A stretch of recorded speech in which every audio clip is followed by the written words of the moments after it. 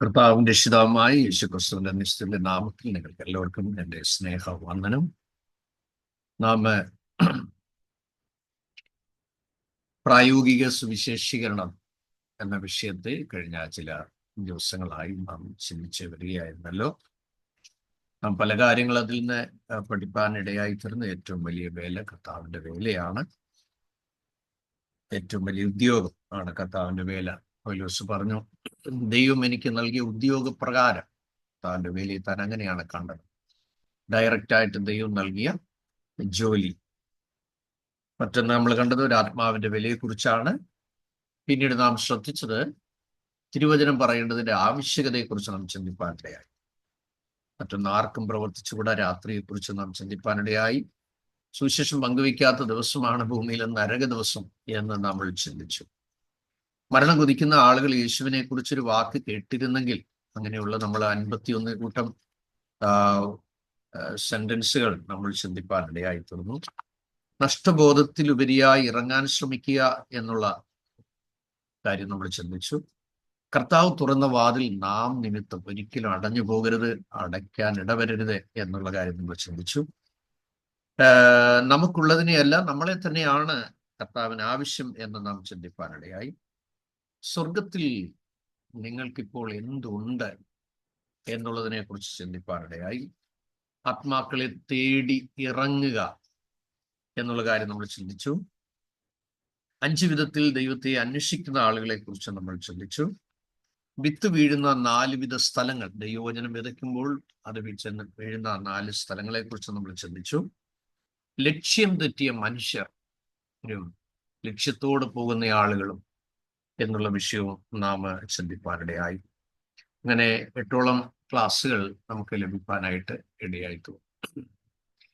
അടുത്ത ക്ലാസ്സിലേക്ക് നമ്മൾ പ്രവേശിക്കുകയാണ്. ഇന്ന് നാം ചിന്തിക്കുന്നത് നമ്മിലുള്ള ശത്രുക്കളെ കുറിച്ചാണ്. നമ്മിലുള്ള ശത്രുക്കളെ കുറിച്ച്.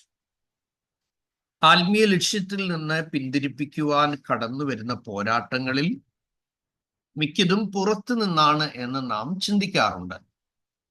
അതെ, എന്നാൽ അതിലുപരി നമ്മിൽ നിന്ന് തന്നെ നമ്മെ നശിപ്പിക്കാൻ എഴുന്നേൽക്കുന്ന ചിലതുണ്ട് എന്ന് നമ്മൾ തിരിച്ചറിയണം. ജോലിയോടൊപ്പം കർത്താവിന്റെ വേലയ്ക്ക് വേണ്ടി നിയോഗം ലഭിച്ച അനുഗ്രഹീതരായ വേദവിദ്യാർത്ഥികളാണ് നിങ്ങൾ. ഈ ഓൺലൈൻ സെമിനാരിയിലൂടെ നിങ്ങൾ ദൈവത്തിന്റെ വചനം പഠിക്കുമ്പോൾ നമ്മളെ ശരിയായ നിലയിൽ ഒരുക്കിയെടുത്ത് വെട്ടുകുഴിയിൽ വെച്ച് തന്നെ കല്ലിന്റെ കുറവ് തീർത്തെടുക്കുന്നത് പോലെ വളരെ പെർഫെക്റ്റ് ആയിട്ട് ദൈവത്തിന്റെ സന്നദ്ധിയിൽ ഇരുന്ന് നാം രൂപപ്പെട്ട് പാകപ്പെട്ട് ഒരുക്കപ്പെട്ട് ദൈവം ആഗ്രഹിക്കുന്ന ഷേപ്പിലും ദൈവം ആഗ്രഹിക്കുന്ന ഷാർപ്പിലും നമ്മൾ പുറത്തു വരുമ്പോൾ മാത്രമേ ദൈവം ഇച്ഛിക്കുന്ന അളവിൽ ദൈവത്തിന് പ്രയോജനപ്പെടുവാൻ കഴിയുകയുള്ളൂ, നമ്മളെ പ്രയോജനപ്പെടുത്താൻ കഴിയുള്ളൂ. എപ്പോഴും ഞാൻ ഓർപ്പിച്ചതായി എൻ്റെ ഓർമ്മയിൽ വരുന്നു, ഒരിക്കലും ഒരു കത്തി തനിയെ പോയി ഒരു ആപ്പിൾ കണ്ടിച്ച് വരികയില്ല. ഞാൻ ത്രൂ ഉണ്ടാക്കുന്ന റോബോട്ടിക് സിസ്റ്റത്തെ കുറിച്ചല്ല ഞാൻ സംസാരിക്കുന്നത്. ഇപ്പോൾ ആർട്ടിഫിഷ്യൽ ഇന്റലിജൻസിന്റെ പ്രവർത്തനങ്ങൾ ഭയങ്കര ബൃഹത്തായി പോയിക്കൊണ്ടിരിക്കുകയാണ്. എലോൺ മാസ്ക് ഒക്കെ സ്വന്തമായ റോബോട്ട് ഉണ്ടാക്കുന്ന വലിയ കമ്പനിയുടെ ഉടമയാണ്. ഇന്ന് ഇതെല്ലാം ഒത്തിരി നിവൃത്തിയാകണം. ഇതിന്റെ പുറകിൽ ദൈവത്തിന്റെ പ്രവചന നിവൃത്തികളുണ്ട്. മനുഷ്യന് കൂലിയില്ല, മൃഗത്തിന് കൂലിയില്ല എന്നുള്ള കാലം വരും എന്ന് യെശയ്യാവിൽ പ്രവാചകന്റെ പുസ്തകത്തിൽ എഴുതിയിട്ടുണ്ട്. അപ്പോൾ ആ കാലമൊക്കെ നിവൃത്തിയാകുകയാണ്. എന്നാൽ നാം മനസ്സിലാക്കേണ്ടത്, ഒരിക്കലും സ്വയമായി ഒരു കോടാലി പോയി ഒരു മരം മുറിക്കാറില്ല, ഒരു കത്തി പോയി ഒരു ആപ്പിൾ ചെത്തിയെടുക്കാറില്ല. എന്നാൽ ഇതിന്റെ പിറകിൽ ഒരു ജീവനുള്ള കൈ ആവശ്യമാണ്. ഇതുപോലെ നാം എത്ര പണകപ്പെട്ട് പുറത്തു വന്നാൽ പോലും അതിന്റെ മറ്റൊരു പ്രധാന കാര്യം, ദൈവം നമ്മളെ ഉപയോഗിച്ചില്ലെങ്കിൽ നമ്മൾ സീറോയാണ്. ദൈവം നമ്മളെ ഉപയോഗിക്കുമ്പോൾ നമ്മൾ ഹീറോയാണ്. അപ്പോൾ അത് കുറിച്ച് വെച്ചുകൊള്ളണം. അപ്പൊ ദൈവം നമ്മളെ ഉപയോഗിച്ചില്ലെങ്കിൽ നമ്മൾ സീറോയാണ്, എംപ്റ്റി ആയിട്ട് നമ്മൾ ഇരിക്കും, ഡ്രൈ ആയി പോകും, ഒന്നും നടക്കില്ല. എന്നാൽ ദൈവം നമ്മളെ ഉപയോഗിക്കുമ്പോൾ അവിടെയാണ് നമുക്ക് മാനം ലഭിക്കുന്നത്, അംഗീകാരം ലഭിക്കുന്നത്. ഇതെല്ലാം അങ്ങനെ ഉണ്ടെങ്കിൽ ദൈവമാണ് നമുക്കിതെല്ലാം തരുന്നത് എന്നുള്ള ബോധ്യവും കൂടെ നമ്മെ ഭരിച്ചു കൊള്ളണം. അപ്പോൾ നമ്മൾ മനസ്സിലാക്കുക, പുറത്തുനിന്ന് വരുന്ന മാനസിക പീഡനങ്ങളുണ്ട്, ഉപദ്രവങ്ങളുണ്ട്, നിന്ദയുണ്ട്, പരിഹാസമുണ്ട്, ഒറ്റപ്പെടുത്തലുകളുണ്ട്, വിമർശനങ്ങളുണ്ട്, കുറ്റാരോപണങ്ങളുണ്ട്, അപവാദം പറച്ചിലുണ്ട്, കാഴ്ചപ്പാടിനെ തെറ്റിദ്ധരിക്കുന്ന ആളുകളുണ്ട്, വിമർശിക്കുന്ന ആളുകളുണ്ട്.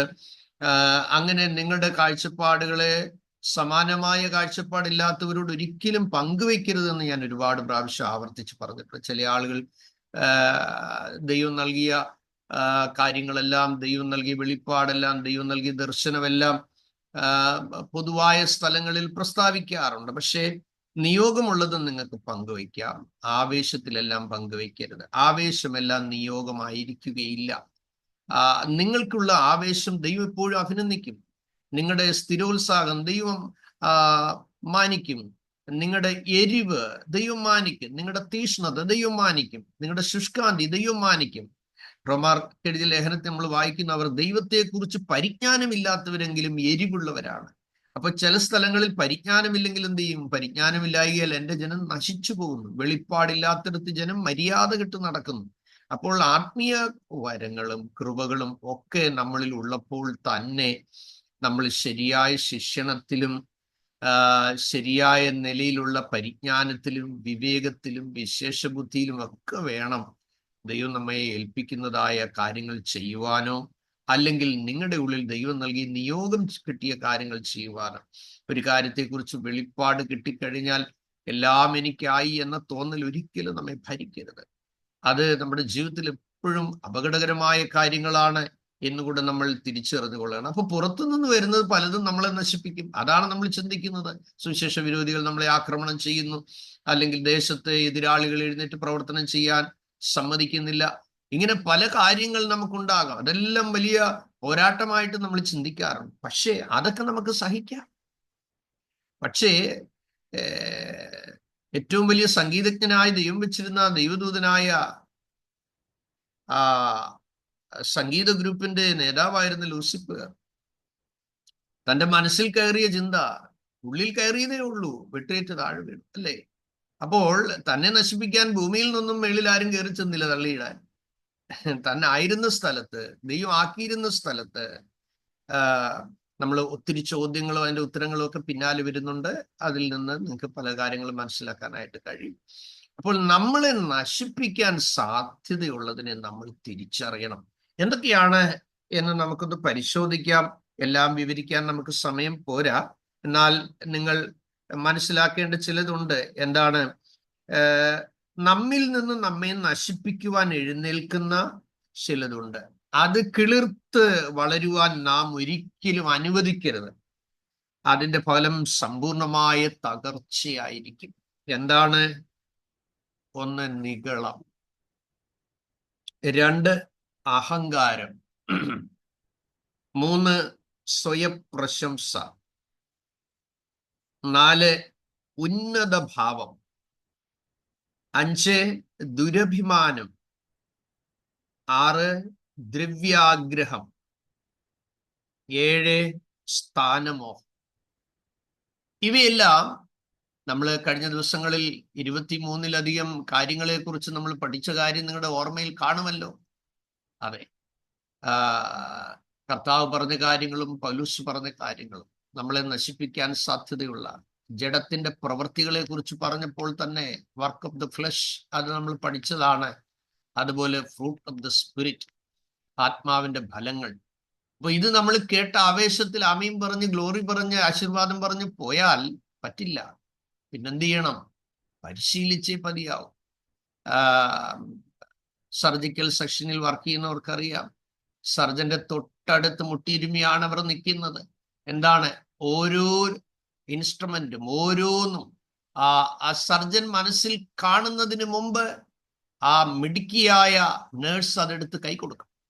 എന്താ കാര്യം? അത് മോണിറ്റർ ചെയ്ത് പരിശീലിച്ച് അതിവിദഗ്ധമായി.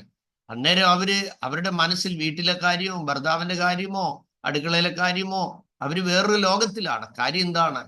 ആ പേഷ്യന്റ് എത്രയും അപകടകരമായ ഏറ്റവും ടൈമിലാണ്. അതുകൊണ്ട് വളരെ ശ്രദ്ധയോടും വളരെ ജാഗ്രതയോടും വളരെ സെൻസിറ്റീവായിട്ടാണ് ആ ടൈം നിൽക്കുന്നത്. ഇതുപോലെ നമ്മുടെ ക്രിസ്തീയ ജീവിതവും ക്രിസ്തീയ ശുശ്രൂഷയും ഒന്നിച്ചു കൊണ്ടുപോകുന്ന ഒരു കാര്യമാണ്.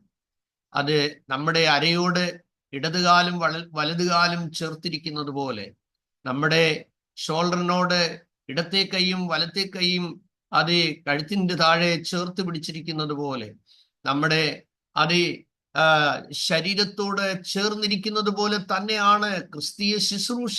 ക്രിസ്തീയ ജീവിതം എങ്ങനെയും ഒരു സൈഡിൽ കൂടെ പോവുക, ശുശ്രൂഷ വേറൊരു സൈഡിൽ കൂടെ പോവുക, അങ്ങനെയല്ല സഹോദരങ്ങളെ. ഇത് രണ്ടും താതാത്മ്യപ്പെട്ട് മാത്രമേ പോകാൻ കഴിയുകയുള്ളൂ.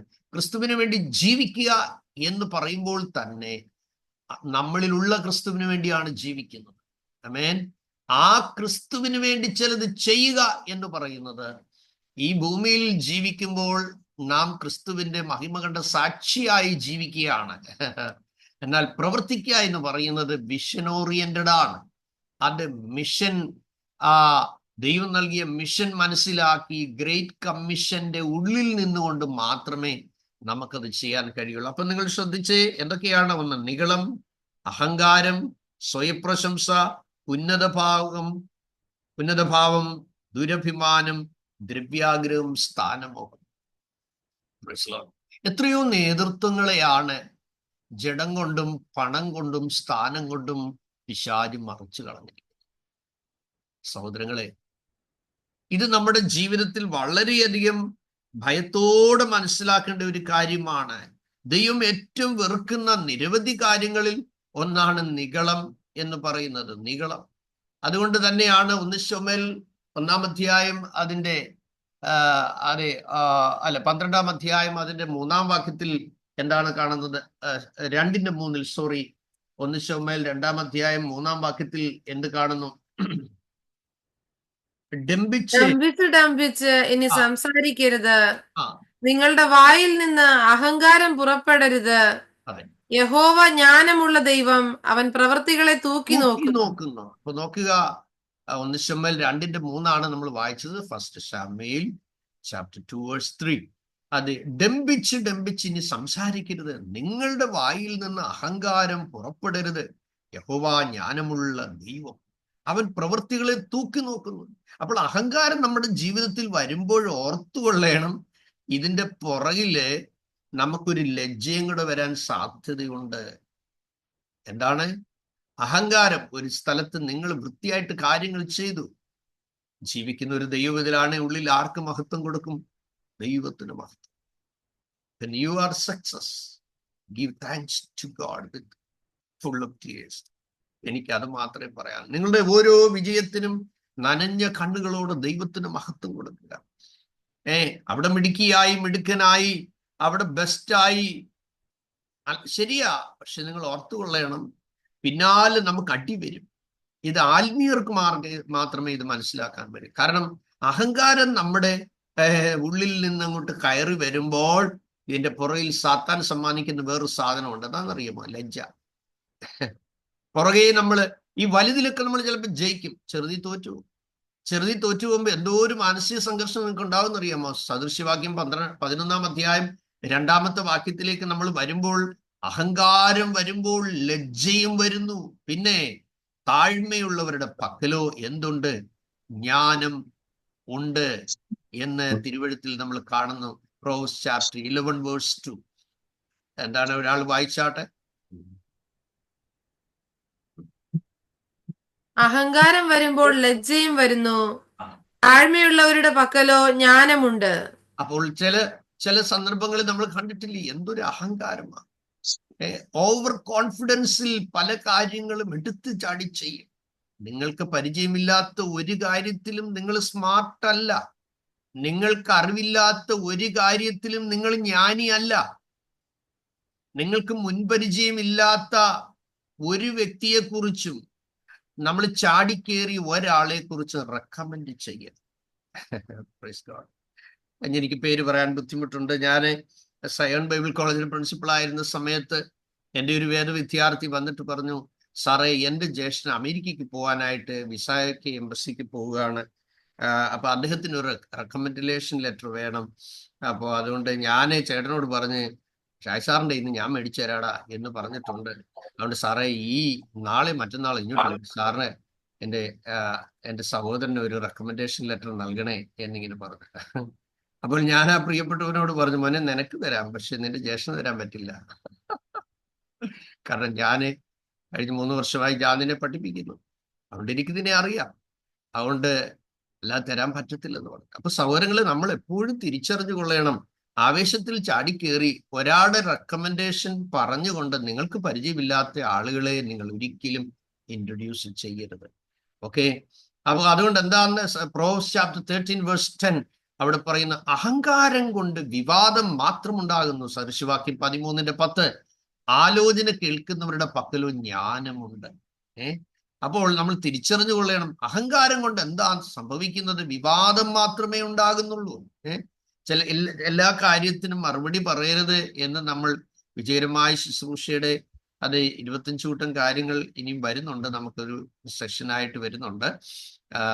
ചില നീണ്ട ദിവസങ്ങൾ വിജയകരമായ ക്രിസ്തീയ ജീവിതത്തിനും ശുശ്രൂഷയ്ക്കും അറിഞ്ഞിരിക്കേണ്ട 25 കൂട്ടം കാര്യങ്ങൾ വിശാലമായി നമ്മൾ പഠിക്കാനായിട്ട് വരുന്നുണ്ട്. ആ സമയം കൂടുതൽ അതിനെക്കുറിച്ച് നമുക്ക് ചിന്തിക്കാം. അതുകൊണ്ട് ഓർത്തിരിക്കുക, അഹങ്കാരം കൊണ്ട് വിവാദം മാത്രമേ ഉണ്ടാകുന്നുള്ളൂ, എന്നാൽ ആലോചന കേൾക്കുന്നവരുടെ പക്കലോ എന്തുണ്ട്? ജ്ഞാനമുണ്ട്. നമുക്കറിയാം, ശാസ്ത്രിമാരും പരീശന്മാരും ദൈവത്തിന്റെ ആലോചനയായി സ്നാനം സ്വീകരിക്കാതെ തങ്ങൾക്ക് തന്നെ വൃഥാവാക്കി കളഞ്ഞു എന്ന് കാണും. അപ്പൊ ചിലരുടെ അഹങ്കാരം കാണുമ്പോൾ നമുക്കൊന്നും മിണ്ടാനൊക്കത്തില്ല. പക്ഷെ നിങ്ങൾ ഓർത്തുകൊള്ളണം, ഈ അഹങ്കാരികളുടെ വീടെല്ലാം പൊളിഞ്ഞു പോകും, അഹങ്കാരികളുടെ ശുശ്രൂഷയെല്ലാം പൊളിഞ്ഞു പോകും, അഹങ്കാരികളുടെ സ്ഥാനമെല്ലാം പൊളിഞ്ഞു പോകും. ഇന്നെന്ന പോലെ ഞാൻ ഓർക്കുന്നു, നല്ലൊരു സഹോദരിയാണ്, പ്രവചനാത്മാവും ഒക്കെ ഉള്ള ഒരു സഹോദരിയാണ്. ഒരിക്കൽ ഞാനിങ്ങനെ ഭുജ് എന്ന് പറയുന്ന സ്ഥലത്ത് നിന്ന് മാണ്ഡവി എന്ന് പറയുന്ന സ്ഥലത്ത് അവിടെയും ഒരു ആരാധനയുണ്ട്. രാവിലെ ഇവിടെ 9 തൊട്ട് 11 വരെ ആരാധന നടത്തിയതിനു ശേഷം 2:30 ആകുമ്പോൾ മാണ്ഡവി എന്ന് പറയുന്ന സ്ഥലത്തേക്ക് പോകും. അവിടെ ആരാധന നടത്തിയിട്ട് പിന്നാണ് വൈകിട്ട് സഹോദരങ്ങളെയും കൂട്ടി ഞങ്ങൾ ഔട്ട്റീച്ചിനും പോകുന്നത്. സൺഡേ നല്ല തിരക്കുള്ള സമയങ്ങളാണ്. ഒരു ദിവസം ആരാധനയിൽ ഞാൻ പ്രസംഗിക്കുമ്പോൾ ഇങ്ങനെ പ്രസംഗിച്ചതായി ഓർക്കുന്നു, നിന്നെ രാജസ്ഥാനത്തു നിന്ന് നീക്കിയിരിക്കുന്നു. നെബൂഖദ്നേസറിന്റെ കാര്യം പ്രസംഗിക്കുകയാണ്. ഞാനിഞ്ഞ് പോരുന്നു. ആ പ്രിയപ്പെട്ടവൾ ഒരു ആശ്രമത്തിന്റെ ഇൻചാർജ് ആയിരിക്കുന്ന സമയമാണ്. ഞാൻ പിറ്റേ ദിവസം കേൾക്കുകയാണ്, പ്രിയപ്പെട്ടവളെ ആ പോസ്റ്റിൽ നിന്ന് ടെർമിനേറ്റ് ചെയ്തു. ഞാൻ വിവരം അറിഞ്ഞ് ഓടി അവിടെ ചെന്നു. അന്നത്തെ കാലത്ത് തുച്ഛമായ വരുമാനമാണ് എനിക്കുള്ളത്. അപ്പോൾ ആ ഒരു മാസത്തെ എൻ്റെ കയ്യിലിരുന്ന പൈസയെല്ലാം എടുത്ത് ഈ സഹോദരിക്കും ഒരു കൈക്കുഞ്ഞുണ്ട്, പ്രിയപ്പെട്ടവൾ കൊടുത്തിട്ട് പറഞ്ഞു, ഇതുകൊണ്ട് നിങ്ങളുടെ കാര്യങ്ങളൊക്കെ പോറ്റണം. എന്നോട് പറയുകയാണ്, പൊന്നു പാസ്റ്റർ, ഇന്നലെ സഭായോഗത്തിന് പാസ്റ്റർ പ്രസംഗിച്ചപ്പോൾ പറഞ്ഞല്ലോ, നിന്നെ ആ സ്ഥാനത്തൊന്നും മാറ്റിയിരിക്കുന്നത്. എൻ്റെ ഉള്ളിൽ ഒരു ഭയങ്കര അഹങ്കാരവും നിഗളവും ഒക്കെ ഉണ്ടായിരുന്നു. പാസ്റ്റർ അവിടെ എത്തുന്നതിന് മുമ്പ് ഞങ്ങൾ ഇരുന്നിങ്ങനെ സംസാരിക്കുമ്പോൾ പറയുമായിരുന്നു, ഞാനാണിപ്പോ ആശ്രമത്തിന്റെ ഇൻചാർജ്, എന്നെ നീക്കാനോ മാറ്റാനോ അവിടെ ആർക്കും കഴിയത്തില്ല എന്ന് പറഞ്ഞ് കുറെ പ്രശംസയുടെ വാക്കുകൾ ഞാൻ പറഞ്ഞു പാസ്റ്ററെ. പാസ്റ്റർ അത് പ്രസംഗിക്കുമ്പോഴും എൻ്റെ മനസ്സിൽ നിന്ന് ഞാനത് തള്ളിക്കളയുകയും ചെയ്യും. പക്ഷെ എന്നെ ടെർമിനേറ്റ് ചെയ്യും. സ്തോത്രം. പിന്നിട്ട് 7 മാസം ആ പ്രിയപ്പെട്ടവരുടെ ജീവിതം ഭയങ്കര കഷ്ടത്തിലും വേദനയിലും ദുരിതത്തിലും ദുഃഖത്തിലും അകപ്പെടാനിടയായി. എനിക്ക് അന്ന് ഏക മകനാണ്. ഇന്ന് ജർമ്മനിയിലെ മോൻ ഡോക്ടറാണ്. Praise Lord.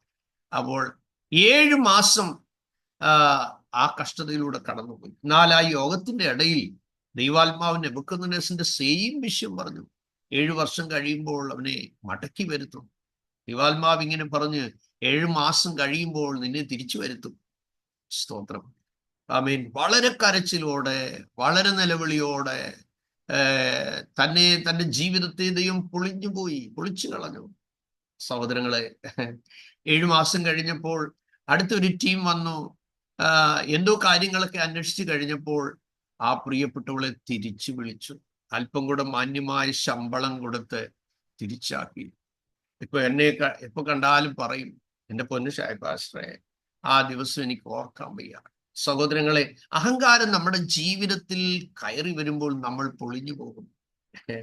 ഞാൻ വിശ്വാസത്തിൽ വന്ന് 14 വർഷം എൻ്റെ ആത്മീയ ഗുരു മരിക്കും വരെയും മരുന്നെടുക്കാത്ത ഒരു മനുഷ്യനായിരുന്നു.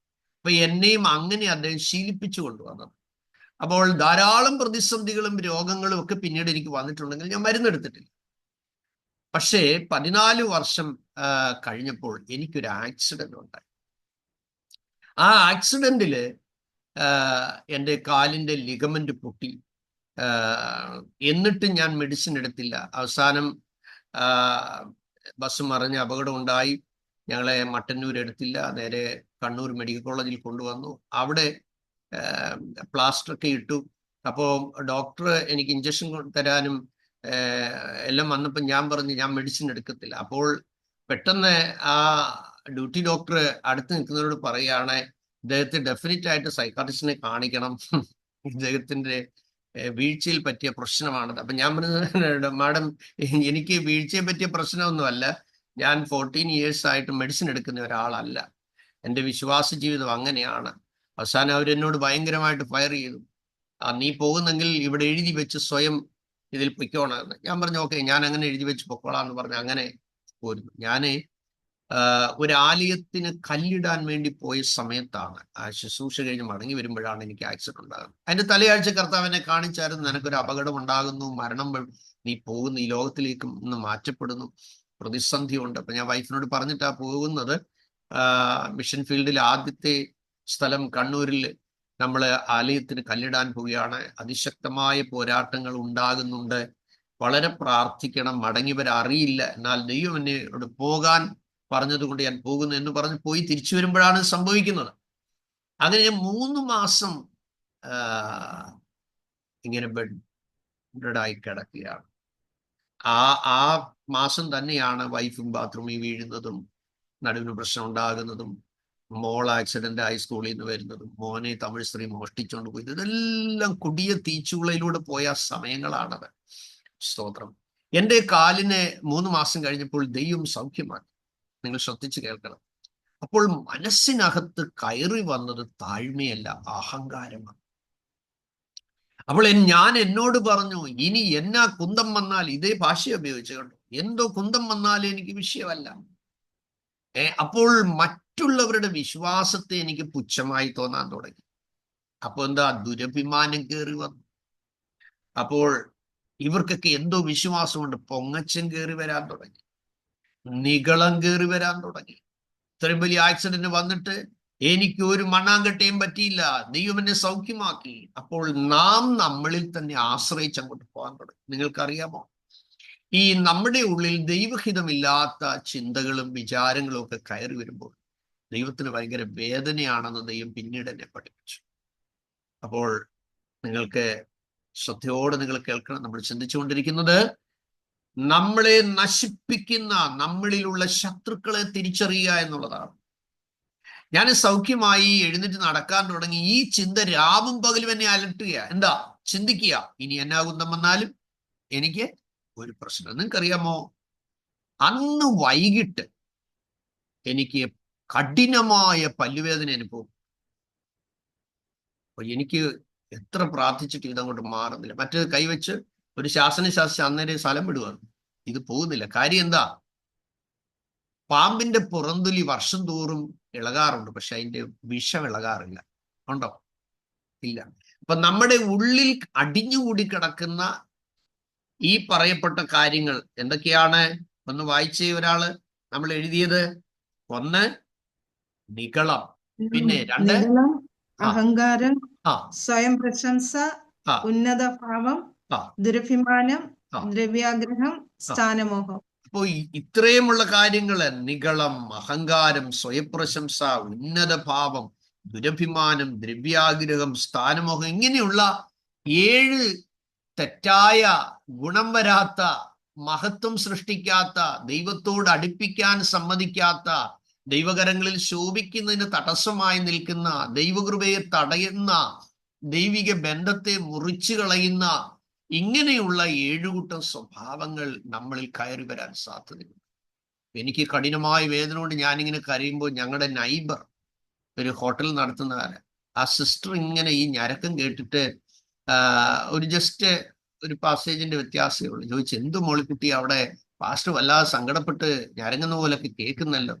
അയ്യോ എന്റെ ചേച്ചി ഭയങ്കര പല്ലുവേന, അതെന്തിനാ ഈ വെച്ചോണ്ടിരിക്കുന്നത്, ആ പല്ലങ്ങെടുത്ത് കളഞ്ഞാൽ പോരെ, കേട് കാണും. അപ്പൊ എന്നോട് വൈഫ് പറഞ്ഞു, പക്ഷെ അതാണ്ട് ചേച്ചാമ്മ പറയുന്നു ഈ പല്ലങ്ങെടുത്ത് കളഞ്ഞാൽ മതി. ഞാൻ പറഞ്ഞു, ഇടി അതിന് മരുന്നൊക്കെ വെക്കണം. ഓ മരുന്നൊന്നും വേണ്ടെന്നാ അവര് പറഞ്ഞു. ആന്നോ, എന്നാ പോയേക്കാന്നോ. നമ്മൾ ആദ്യമായിട്ടാണ് ഡെന്റിസ്റ്റിന്റെ അടുത്ത് ജീവിച്ചത്. അദ്ദേഹം ചാരികസേരി സൗകര്യമായിട്ട് കിടത്തിയിട്ട് വാ തുറക്കാൻ പറഞ്ഞു. അപ്പം ഇങ്ങനെ മേലോട്ട് നോക്കാൻ പറഞ്ഞു, നോക്കി ഇങ്ങനെ. അപ്പോഴാണ് ഇഞ്ചക്ഷൻ കയറ്റുന്നത്. ഞാൻ പറഞ്ഞു, അയ്യോ ഇത് ഇഞ്ചക്ഷൻ. എന്നോട് പറഞ്ഞു മിണ്ടരുതെന്ന്. നമ്മൾ വെച്ചു കൊടുത്തു, സംഗതി ഇഞ്ചക്ഷൻ എടുത്തു, പിന്നെ വായാന്നോ തലയാന്നോ എല്ലാം ഒരു പരുവമായി, മരവിച്ചു. പല്ലെടുത്തു കഴിഞ്ഞ് അദ്ദേഹം ആന്റിബയോട്ടിക്കിനെ കുറിച്ച് തന്നു. എന്നോട് പറഞ്ഞു ഈ ആന്റിബയോട്ടിക് എടുക്കണം. ഞാൻ പറഞ്ഞു ഞാൻ മരുന്ന് കഴിക്കുകയില്ല, ആന്റിബയോട്ടിക് എടുത്തില്ലേ പ്രശ്നമാവും. ഓ നിങ്ങൾ മനസ്സിലാക്കണം. അപ്പോൾ കല്ലിടാൻ പോയ 3 മാസത്തിന് മുമ്പാണ് എനിക്ക് ആക്സിഡന്റിൽ നിന്ന് ദൈവം പിടിപ്പിക്കുന്നത്. അത് കഴിഞ്ഞ് പണിയുടെ വാർപ്പിന്റെ ടൈമിന് വേണ്ടി ഞാൻ പോകുമ്പോഴാണ് ഇത് സംഭവിക്കുന്നത്. നിങ്ങൾക്കറിയാമോ, എനിക്ക് തന്നത് അവർ ബ്രൂഫിൻ ടാബ്ലറ്റ് ആണ്. ഞാൻ 2 എണ്ണം കഴിച്ചു. എനിക്ക് മിക്ക മെഡിസിനുകളും അലർജിയാണ്. അപ്പോൾ ഇത് കഴിച്ചു, ഞാൻ നല്ലതുപോലെ അങ്ങോട്ട് വണ്ണം വെക്കാൻ തുടങ്ങി. 2ാമത്തെ ദിവസം ആയപ്പോഴത്തേന് എൻ്റെ വിരലുകൾ മടക്കാൻ വയ്യ. ഞാൻ നല്ല ജർമ്മൻ സായിപ്പിന്റെ കൂട്ട് എൻ്റെ ശരീരം മുഴുവൻ നല്ലതുപോലെ ഓറഞ്ച് കളറായി. ഞാൻ തിരിച്ചു വരുമ്പോൾ എൻ്റെ മുട്ടുമടക്കാൻ വയ്യ, ഇരിക്കാൻ വയ്യ, റെസ്റ്റ് റൂമിൽ ഇരിക്കാൻ വയ്യ, ഒന്നും വയ്യ. പെട്ടെന്ന് എൻ്റെ ഒരു പരിചയക്കാരൻ ഡോക്ടർ ഫ്രാൻസിസ് എന്ന് പറയുന്ന ഡോക്ടറെ കണ്ടു. ചെന്നിട്ട് പറഞ്ഞു, പാസ്റ്റർ ഇത് എന്തുവാ ഇത്, പെട്ടെന്ന് WBC നോക്കാൻ പറഞ്ഞു. നോക്കിയപ്പോൾ 20,000. എന്നോട് ഒരു പാസ്റ്റർ മരിച്ചു പോകേണ്ടതാണല്ലോ. ഇങ്ങനെ അദ്ദേഹം വേറൊരു മെഡിസിൻ തന്നു. എനിവേ എൻ്റെ ശരീരത്തിലെ സ്കിൻ മുഴുവൻ ചേരപ്പടം പോലെ ഇളകിപ്പോയി. എൻ്റെ കൈക്ക് അറയിലൂടെ ഇങ്ങനെ ഞാൻ കൈയിടുമായിരുന്നു, അത്ര വെന്തു പോയി. നിങ്ങൾക്കറിയാമോ, അതോടുകൂടി എൻ്റെ ജീവിതം പൊളിച്ചു കളഞ്ഞതേ. ഇപ്പൊ ഒരു വാക്ക് പറയണമെങ്കിൽ പുള്ളി കരയും, ഒരു മെസ്സേജ് പറയണമെങ്കിൽ ഒത്തിരി വില കൊടുക്കും. സ്തോത്രം, നിങ്ങൾ മനസ്സിലാവുന്നുണ്ടോ? അപ്പോൾ അതോടുകൂടി പിന്നീട് എനിക്കൊരിക്കലും ദൈവിക രോഗശാന്തിയിൽ നിൽക്കാൻ പറ്റിയിരിക്കും. എന്തിനാണ് എൻ്റെ വേദവിദ്യാർത്ഥികളോട് ഞാൻ ഈ കാര്യം പറയുന്നത്? അഹങ്കാരിയുടെ വീട് യഹോവ പൊളിച്ചു കളയും. സദൃശവാക്യം 15:25. Proverbs chapter 15 verse 25. അഹങ്കാരികളുടെ വീട് ദൈവം പൊളിച്ചു കളയും, വിധവയുടെ അതിരോ അവൻ ഉറപ്പിക്കുന്നു എന്നാണ്. അപ്പോൾ നമ്മുടെ ഉള്ളിൽ എവിടെ അഹങ്കാരം കയറി വന്നാൽ, എൻ്റെ സഹോദരങ്ങളെ, ആ ചിന്ത വരുമ്പോഴേ നിങ്ങൾ മുട്ടുകുത്തി കരഞ്ഞോണം. നിങ്ങൾ അതിനെ ജയിക്കണം. ദൈവസന്നിധിയിൽ അതിനെന്ത് ചെയ്യണം? കാരണം ഈ അഹങ്കാരം വരുമ്പോൾ പൊളിച്ചു കളയുന്നെങ്കിൽ, ഈ താഴ്മ യഹോവ ഭക്തിയും വരുമ്പോൾ വേറൊരു ഗുണമുണ്ട്. എന്താണെന്നറിയാമോ? ജീവൻ കിട്ടും, മാനം കിട്ടും, ധനം കിട്ടും. ഇതെല്ലാം അതിന്റെ പുറകെ വരുമെന്നാണ് ശലോമൻ തന്നെ പറഞ്ഞു. നോക്കുക, 22-ാം അധ്യായം 4-ാം വാക്യത്തിൽ നിങ്ങൾ നോക്കുക. Proverbs chapter 22 verse 4. താഴ്മയ്ക്കും യഹോവാ ഭക്തിക്കും ഉള്ള പ്രതിഫലം ധനവും മാനവും ജീവനുമാകും. അപ്പൊ നാം ചിന്തിച്ചുകൊണ്ടിരിക്കുന്നത് നമ്മുടെ ശുശ്രൂഷയെയും നമ്മുടെ ക്രിസ്തീയ ജീവിതത്തെയും നശിപ്പിക്കുന്ന, നാം അറിയാതെ നമ്മളിൽ കയറി വരുന്ന പ്രവാചകരായ പല ആളുകളെ ഞാൻ കണ്ടിട്ടുണ്ട്. അസാധാരണമായ അഹങ്കാരം, വെളിപ്പാടുള്ള വരമുള്ളവരെ കണ്ടിട്ടുണ്ട്. അതിൽ പലരും അസാധാരണമായ അഹങ്കാരമുള്ളവരെ ഞാൻ കണ്ടിട്ടുണ്ട്. എന്നാൽ എൻ്റെ ജീവിതത്തിൽ ഏറ്റവും കൂടുതൽ സ്വാധീനിച്ച ഒരു ബ്ലെസ്സഡ് മാതാവുണ്ട്. അവർ ലോകം വിട്ട് കടന്നുപോയി. സ്തോത്രം. ആ ദൈവദാസി, ആ പുള്ളിക്കാരിയുടെ ഹസ്ബൻഡ് വില്ലേജ് ഓഫീസറായിരുന്നു. വളരെ പ്രതികൂലങ്ങളിലൂടെ ആ പ്രിയപ്പെട്ട ലീലമാമ എന്ന് പറയും, സ്തോത്രം, പുനലൂര് ബെഞ്ചമിൻ സാറിന്റെ വൈഫ്, തന്റെ മക്കളിൽ പലരും ഇന്ന് കർത്താവിന്റെ വേലയിലാണ്. എനിക്ക് ഒത്തിരി ഭക്ഷണം തന്നിട്ടുള്ള, എനിക്ക് വേണ്ടി ഒത്തിരി കരഞ്ഞിട്ടുള്ള, ഒത്തിരി ദൈവസന്നിധിയിൽ എനിക്ക് വേണ്ടി എനിക്ക് വേണ്ടി ഒത്തിരി നിലവിളിച്ചിട്ടുള്ള ഒരു പ്രിയപ്പെട്ടവളാണ് ജേവിൽ കോൺടാക്ട്. അപ്പൊ അതുകൊണ്ട് നമുക്ക് വേണ്ടി അങ്ങനെയുള്ള അവരൊരു ആലോചന എടുക്കുന്നതിന് മുമ്പ്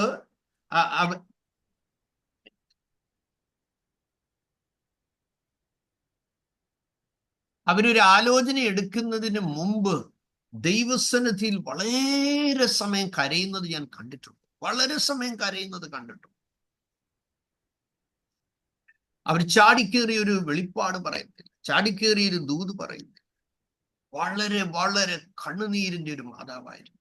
വളരെ എളിമയുടെ മാതാവ്, വളരെ താഴ്മയുടെ സൗമ്യതയോടെ അവരെന്തെങ്കിലും ഒരു കാര്യം പറയുന്നെങ്കിൽ അത് ആ എളിമയോടെ, ആ ചിരിയോടെ, ആ മുഖം എപ്പോഴും ഭയങ്കര ദൈവ സാന്നിധ്യവും ദൈവ തേജസ്സുമുള്ള ഒരു പ്രിയപ്പെട്ടവളായിരുന്നു.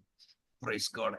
എന്തെങ്കിലും ഒരു കാര്യം പറഞ്ഞാൽ സ്വയമായി എന്തെങ്കിലും ചെയ്യുന്നത് പോലുള്ള ഒരു പ്രസന്റേഷൻ ഒന്നുമില്ല. വളരെ താഴ്മയും വളരെ യഹോവാഭക്തിയുമുള്ള ഒരു മാതാവായിരുന്നു. ദൈവത്തിന് സ്തോത്രം. അതുകൊണ്ട് സഹോദരങ്ങളെ, നമ്മൾ ഓർത്തുകൊള്ളേണം, അഹങ്കാരിയുടെ വീട് യഹോവ എന്ത് ചെയ്യും? പൊളിച്ചു കളയും. ഇത് തീർത്തും നമ്മൾ അറിഞ്ഞുകൊള്ളണം. അതുകൊണ്ട് താഴ്മയ്ക്കും യഹോവാഭക്തിക്കുമുള്ള പ്രതിഫലം എന്താണെന്ന് നമ്മൾ കണ്ടത്? ധനവും മാനവും. അതെ, അപ്പോൾ മനസ്സിലാക്കുക, ധനവും മാനവും ജീവനും എല്ലാം ഈ താഴ്മയിൽ നിന്നും യഹോവാഭക്തിയിൽ നിന്നും വരുന്നു. സ്തോത്രം. നമുക്കറിയാം, ആത്മീയം എന്ന് പറയുന്നത് ധനവും മാനവും പുരാതന സമ്പത്തും അല്ല. പക്ഷേ ആത്മീയൻ ഇതൊക്കെയും പിന്നാലെ വരും എന്നുള്ള കാര്യവും നമ്മൾ തിരിച്ചറിയണം. ആമേ. സദൃശവാക്യം 29-ാം അധ്യായം 23-ാമത്തെ വാക്യം എന്താണ് പറയുന്നത്? മനുഷ്യന്റെ ഗർവം അവനെ താഴ്ത്തിക്കളയും. അപ്പോൾ ഗർവുള്ള മനസ്സ്, ചില മേഖലയിൽ ചില ആളുകൾ വളരെ സ്മാർട്ടായിരിക്കും, വളരെ സ്മാർട്ടായിരിക്കും. അതുകൊണ്ട് ഈ കോൺഫിഡൻസ് നല്ലതാണ്, പക്ഷെ ഓവർ കോൺഫിഡൻസ് എപ്പോഴും നമ്മളെ അപകടത്തിലേക്ക് നയിക്കും എന്നുള്ള കാര്യവും നിങ്ങൾ ഓർത്തുകൊള്ളണം എന്ന് ഞാൻ ഒരു എപ്പിസോഡിൽ പറഞ്ഞു ഓർക്കുന്നത്. അതുകൊണ്ട് മനുഷ്യന്റെ ഗർവം അവനെ താഴ്ത്തിക്കളയും, മനോവിനയമുള്ളവനോ മാനം പ്രാപിക്കും. സദൃശവാക്യം 29-ന്റെ 23-ാം വാക്ക്. അതുകൊണ്ടാണ് പൗലോസ് ഇങ്ങനെ പറയാൻ ഇടയായി തീർന്നത്. 1 കൊരിന്ത്യർ 10-ാം അധ്യായം 12-ാം വാക്യം, 1 കൊരിന്ത്യർ chapter 10 verse 12. ആകയാൽ താൻ നിൽക്കുന്നു എന്ന് തോന്നുന്നവൻ വീഴാതിരിപ്പാൻ നോക്കിക്കൊള്ളട്ടെ. നമുക്ക് ട്രഡീഷണൽ ആയിട്ടുള്ള ഒന്നും പറ്റില്ല സഹോദരങ്ങളെ. ഗുജറാത്തിൽ എനിക്കൊരു പ്രിയപ്പെട്ട പിതാവിനെ അറിയായിരുന്നു. ഞങ്ങളുടെ ഒരു വിശ്വാസിയായ സഹോദരി, ആ പ്രിയപ്പെട്ടവൾ ഒറ്റയ്ക്ക് കർത്താവിന് വേണ്ടി ഇറങ്ങിയതാണ്. ദൈവത്തിന് വേണ്ടി ജീവിപ്പാൻ വളരെ ദാഹത്തോടെ ഇറങ്ങിയതാണ്. ഒരു പ്രിയപ്പെട്ട ആ പ്രിയപ്പെട്ടവളെ വിശ്വാസത്തിൽ വന്നതിനകത്ത് മാതാപിതാക്കൾ അടിച്ചു പുറത്താക്കി. അപ്രതീക്ഷിതമായി ഗുജറാത്തിൽ നിന്നൊരു ഫാമിലി അതുവഴി വന്നപ്പോൾ ഒരു വീട് സന്ദർശനത്തിന് ചെന്നപ്പോൾ ഈ പെൺകുട്ടി അവിടെ നിൽക്കുന്നത് കണ്ട് ഈ മോളേതാന്ന് ചോദിച്ചു. പറഞ്ഞു, സുവിശേഷ നിമിത്തം അപ്പനും അമ്മയും വീട്ടിൽ നിന്ന് ഇറക്കി വിട്ടതാ, ഇപ്പം ഞങ്ങളുടെ കൂടെ പാർക്കുന്നത്. അപ്പം ചോദിച്ചു, മോളെ നീ എന്തുവരെ പഠിച്ചു? സാമാന്യ വിദ്യാഭ്യാസം മാത്രമേ ഉള്ളൂ. അപ്പോൾ ഹസ്ബൻഡ് ആൻഡ് വൈഫ് പറഞ്ഞു, നമുക്ക് ഈ മോളെ കൊണ്ടുപോയി നഴ്സിംഗ് പഠിപ്പിച്ചാൽ എന്താ? അവരങ്ങനെ കൊണ്ടുപോയി പഠിപ്പിച്ചു. അനുഗ്രഹിക്കപ്പെട്ട നിലയിൽ പഠനം കഴിഞ്ഞു, ഒരു ചെറിയ ജോലിയൊക്കെ കിട്ടി. എൻ്റെ കൂട്ടായ്മയിലെ ബിലീവറായിരുന്നു. എൻ്റെ വിവാഹം വന്നപ്പോൾ ആ കൊണ്ടുപോയ പ്രിയപ്പെട്ടവരുടെ കുടുംബത്തിലുള്ള ചില സഹോദരങ്ങൾ അവരെ സപ്പോർട്ട് ചെയ്ത് വിവാഹം കഴിപ്പിക്കാൻ തീരുമാനിച്ചു. പക്ഷേ ഒത്തിരി പ്രായമുള്ള ഒരു അപ്പച്ചൻ അവിടെയുണ്ട്. അപ്പച്ചൻ പറഞ്ഞു, ഇത്രയും പൈസ കൊടുക്കണ്ട, ഇത്രയും മാത്രം കൊടുത്താൽ മതി. അപ്പോൾ അതിലെ ആ അപ്പച്ചൻ്റെ ഒരു മോൻ പറഞ്ഞു, പക്ഷെ എനിക്ക് അധികം പൈസയുടെ ആവശ്യം ഇവിടെ ഇല്ല, കാരണം എനിക്ക് മക്കളൊന്നും ഇല്ലല്ലോ, അതുകൊണ്ട് ഈ കുഞ്ഞൊക്കെ അനുഭവിക്കട്ടെ. അപ്പച്ചൻ പറഞ്ഞ തുകയെ കൊടുക്കാൻ പാടുള്ളൂ എന്ന് പറഞ്ഞ അപ്പച്ചൻ ശാഠ്യം കാണും. പിന്നത്തേതിൽ എന്ത് സംഭവിച്ചെന്നറിയാമോ? സ്തോത്രം. അപ്പച്ചൻ പോയി ആത്മഹത്യ ചെയ്തു. അപ്പച്ചൻ 5-6 മണിക്കൂറും പ്രാർത്ഥിക്കുന്ന ആളാ. സഹോദരങ്ങളിൽ, നമ്മൾ പല കാര്യങ്ങളും നമ്മുടെ ഉള്ളിൽ എത്ര ആത്മീയനാണെങ്കിലും നമ്മുടെ ഉള്ളിൽ നിന്ന് നമ്മളെ നശിപ്പിക്കാൻ സാധ്യതയുള്ളതിനെ നമ്മൾ തിരിച്ചറിഞ്ഞേ മതിയാകും. ജനത്തിന്റെ മുമ്പിൽ നമ്മൾ കാണിക്കുന്ന വൈകാരികമായ ആത്മീയ ആവേശങ്ങളെക്കാൾ ഉപരിയായി, സ്തോത്രം, നിൽക്കുന്നുവെന്ന് തോന്നുന്നവൻ വീഴാതിരിപ്പാൻ സൂക്ഷിക്കട്ടെ. ഇന്നലത്തെ ട്രഡീഷണൽ അല്ല ഇന്നലകളിൽ നിങ്ങൾ ദൈവത്തിന് വേണ്ടി ചെയ്ത വീര്യപ്രവൃത്തികളല്ല. ഇന്നലെ നിങ്ങൾ ദൈവത്തിന് വേണ്ടി എന്തൊക്കെ പ്രവചിച്ചു, ദൂത് പറഞ്ഞു, കൊടുത്തു. നിങ്ങൾ വിശാലമായി ചെയ്തതിന്റെ ഹിസ്റ്ററിയും മൈൽ സ്റ്റോണും ഒക്കെ നല്ലതാ. നമുക്കറിയാമല്ലോ, ഇസ്രായേൽ മക്കൾക്ക് സാക്ഷ്യം പറയാൻ സമയം കൊടുത്ത 10 ബാധയിൽ നിന്ന് വിടുവിച്ച് കാര്യം പറയും. ഞങ്ങളുടെ മുമ്പിൽ ചെങ്കടൽ വിളർത്തിയെന്ന് പറയും. ഞങ്ങൾ 40 വർഷം മേഘത്തിന്റെ കീഴിലായിരുന്നു എന്ന് പറയും. ഞങ്ങൾക്ക് ദൈവം തന്ന ആഹാരം മാത്രമാണ് ഞങ്ങൾ തിന്നെന്ന് പറയും. ഞങ്ങളുടെ കാല് വീങ്ങിയില്ല. ഞങ്ങൾക്ക് 40 വർഷം ഹെൽത്ത് ഇൻഷുറൻസ് ലൈഫ് ടൈം ആയിട്ട് ദൈവം തന്നായിരുന്നു. ഒരു രോഗം പോലും ഞങ്ങളെ ബാധിച്ചില്ല. അറിയാമല്ലോ, ഞങ്ങൾക്ക് ആർക്കും കറണ്ടും ഇല്ലായിരുന്നു, പെട്രോൾ മാക്സും ഇല്ലായിരുന്നു, ഒന്നുമില്ലായിരുന്നു. പക്ഷെ ഞങ്ങൾക്ക് എല്ലാവർക്കും കൂടെ ഒറ്റ വിളക്കാതെയും ആകാശത്ത് വെച്ചത് അത് മുഴുവൻ പേർക്കും ഉണ്ടായിരുന്നു. ഞങ്ങളുടെ കൂടാരങ്ങൾക്കുള്ളിൽ ആരും വേറെ ശത്രു കയറാൻ ഇടയാക്കിയില്ല. ഞങ്ങളുടെ നടുവിൽ ദൈവം വസിച്ചു സമാഗമന കൂടാരത്തിൽ, അല്ലേ? പാറയിൽ നിന്ന് ഞങ്ങൾ വെള്ളം കുടിച്ച ആളുകളാണ്. യുദ്ധങ്ങളെല്ലാം സക്സസ് ആയി. ചോദ്യം, എന്തിനാ ഇതൊക്കെ ചെയ്തേ? കനാനിലെത്താനല്ലേ? അപ്പൊ സാക്ഷ്യം ഭയങ്കരമാ, ചൂട് സാക്ഷ്യമാ. മിസ്രൈമിൽ ഗോശൻ ദേശത്ത് കൂരിരുട്ടില്ല, അപ്പുറത്ത് രാജാവ് വരെ വെട്ടമില്ലാതെ കിടന്നപ്പോൾ ഞങ്ങൾ എന്ത് ചെയ്തു? നിലാമ്പട്ടത്തിൽ നല്ലപോലെ ഞങ്ങൾ സന്തോഷിച്ച് നടന്നു. അവിടെ മുഴുവൻ ചൊറിയും ബാധിച്ച്, പേരും കടിച്ച്, ചെള്ളും അനുഭവിച്ച്, നായിച്ചയും കയറി, തവളയും കയറി, അവിടെ മുഴുവൻ മഹാമാരിയൊക്കെ ഉണ്ടായി, നാശനഷ്ടങ്ങൾ ഉണ്ടായപ്പോൾ ഞങ്ങൾക്ക് ഒരു കുഴപ്പമുണ്ട്. എന്തോ ഒരു നല്ല സാക്ഷ്യമാണ്. എത്ര സ്തോത്രം പറഞ്ഞാലും തികയാത്ത നല്ല ചൂട് സാക്ഷിയല്ലേ? പക്ഷെ ഇതെല്ലാം ചെയ്തത് എന്തിനാണ്? കനാനിലെത്താനായി. അതുകൊണ്ട് സഹോദരങ്ങളെ, നമ്മൾ എന്ത് ചെയ്തു എന്നുള്ളതല്ല, നമ്മുടെ ഡെസ്റ്റിനേഷനെ എത്തിക്കുന്നതിന് തടസ്സമായി നമ്മുടെ ജീവിതത്തിൽ നമ്മൾ വായിക്കുന്നുണ്ട്. എങ്കിലും അവരിൽ മിക്കപേരിലും ദൈവം പ്രസാദിച്ചില്ല. അവരറിയാതെ അവരിൽ നിന്ന് അവരെ നശിപ്പിക്കുന്ന പലതുണ്ടായിരുന്നു. എന്ത്? ദ്രവ്യാഗ്രഹം, പരസംഗം, ദുർമോഹം, വെറുവെറുപ്പ്, മത്സരം, വിഗ്രഹാരാധന, ഇങ്ങനെയുള്ള പാപങ്ങൾ അവരെ ഭരിച്ചു എന്ന് പറഞ്ഞ് 10-ാം അധ്യായത്തിൽ ഉണ്ട്. നിങ്ങൾ നോട്ട് ചെയ്ത് വെച്ചു. അതുകൊണ്ട് ശ്രദ്ധിക്കുക, പോൾ പറയുകയാണ്, ഇത് ദൃഷ്ടാന്തമായി അവർക്ക് ഭവിച്ചു. ലോക അവസാനം വന്നെത്തിയിരിക്കുന്ന നമുക്ക് ബുദ്ധി ഉപദേശത്തിനായി എഴുതിയിരിക്കുന്നു. അതുകൊണ്ട് ഓർത്തുകൊള്ളേണം, എത്ര നാള് കർത്താവിന് വേണ്ടി നിങ്ങൾ നിന്നു എന്നുള്ളതല്ല.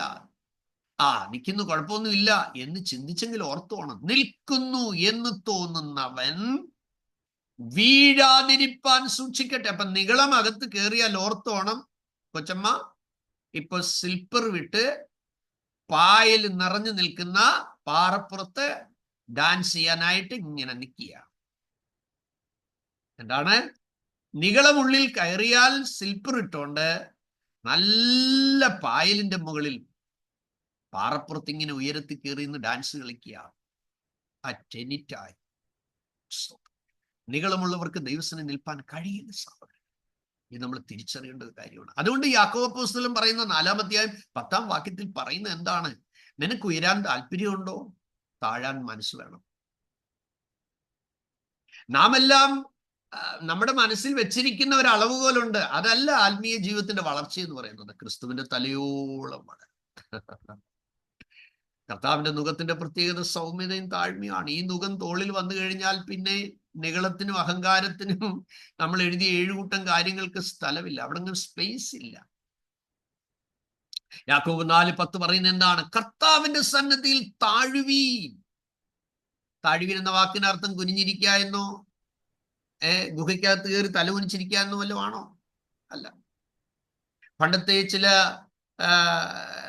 പ്യൂരിറ്റൻ ഫാദേഴ്സ് ആയിട്ടുള്ള ചില ആളുകൾ ചെയ്യുമായിരുന്നു. അവരുടെ ജഡത്തെ അവരമർച്ച ചെയ്യാനായിട്ട് വലിയ കുഴി വെട്ടിയിട്ട് മണ്ണ് കഴുത്തിന്റെ ഒപ്പം വരെ ഇച്ചേച്ച് ചെയ്യുമായിരുന്നു. അവരുടെ ജഡത്തെ ക്രൂശിക്കാനാ. സൗരങ്ങളെ, എന്നാ മണ്ണ് വെട്ടി മൂക്കിന്റെ താഴെ വരെ ഇട്ടാലും അകത്തിരിക്കുന്നവനെ ഒതുക്കാൻ നമുക്ക് കഴിയുന്നില്ലെങ്കിൽ, സ്തോത്രം, നമുക്ക് ജയം കിട്ടത്തില്ല എന്നുള്ളത് മനസ്സിലാക്കണം. യാക്കോബ് 4:10 നിങ്ങൾ ശ്രദ്ധിക്കണം. ജെയിംസ് ചാപ്റ്റർ 4:10, കർത്താവിന്റെ സന്നിധി താഴുവീൻ, എന്നാൽ അവൻ നിങ്ങളെ എന്ത് ചെയ്യും? ഉയർത്തും. അപ്പോൾ ഉയർച്ചയ്ക്കുള്ള അടിസ്ഥാനപരമായ റിക്വയർമെന്റ് എന്ന് പറയുന്നത് എന്താണ്? താഴണം. നികളത്തിന്റെ ഓപ്പോസിറ്റ് ആണ്, പ്രൈഡിന്റെ ഓപ്പോസിറ്റ് ആണത്. താഴണം. അപ്പോൾ എന്താണ്? അതുകൊണ്ടാണ് ലൂക്കോസ് 14-ാം അധ്യായം 11-ാമത്തെ വാക്യത്തിൽ കർത്താവ് പറയാനിടയായിത്തീരുന്നത്, തന്നെത്താൻ ഉയർത്തുന്നവനെല്ലാം താഴ്ത്തപ്പെടും. തന്നെത്താൻ താഴ്ത്തുന്നവൻ എന്ത് ചെയ്യും? ഉയർത്തപ്പെടും. നോക്കുക, അപ്പൊ തന്നെത്താൻ ഉയർത്തുന്നവനെല്ലാം താഴ്ത്തപ്പെടും, തന്നെത്താൻ താഴ്ത്തുന്നവൻ ഉയർത്തപ്പെടും എന്നുള്ളത്. അതുകൊണ്ട് സഹോദരങ്ങളെ, നമ്മുടെ നമ്മുടെ ഉള്ളിൽ സ്തോത്രം, നമുക്ക് കൃപയുണ്ടെങ്കിൽ അത് ദൈവത്തിന്റെ ദാനമാണെന്ന് മനസ്സിലായി. നമ്മൾ കൂട്ടായ്മയിൽ ചെല്ലുമ്പത്തേന് നമ്മുടെ മനസ്സിൽ അവർക്കൊന്നും പ്രാപിക്കുന്നുമില്ല, അവരാത്മീയരല്ല, ഇങ്ങനെയൊന്നും അല്ല കേട്ടോ. നമ്മള് ഏത് കുറവുള്ളവനെയും അംഗീകരിക്കണം ദൈവസന്നിധി. കാരണം നമുക്ക് എത്രയെല്ലാം കുറവുണ്ടെങ്കിലും ആ മിസ്റ്റേക്ക് എല്ലാം കർത്താവ് മനസ്സിലാക്കി ആയിരുന്ന അവസ്ഥയിലല്ലേ നമ്മളെ അക്സെപ്റ്റ് ചെയ്തു. നമ്മൾ സ്വന്തമായിട്ടൊന്നും നേടിയതല്ലല്ലോ, കൃപയല്ലേ. കൃപയാണെങ്കിൽ അത് ഗിഫ്റ്റ് അല്ലേ, അത് ദൈവത്തിൽ നിന്ന് കിട്ടിയതല്ലേ. അതുകൊണ്ട് ഫിലിപ്പിയ ലേഖനം 2-ാമത്തെ അധ്യായം 1 മുതൽ 5 വരെയുള്ള വാക്യങ്ങൾ നിങ്ങൾ എപ്പോഴും ഓർത്തിരിക്കണം. എന്താണ് ശാഠ്യത്താലോ? Philippian chapter 2 verses from 3 to 5 പറയുന്നത്, ശാഠ്യത്താലോ ദുരഭിമാനത്താലോ ഒന്നും ചെയ്യാതെ എങ്ങനെ?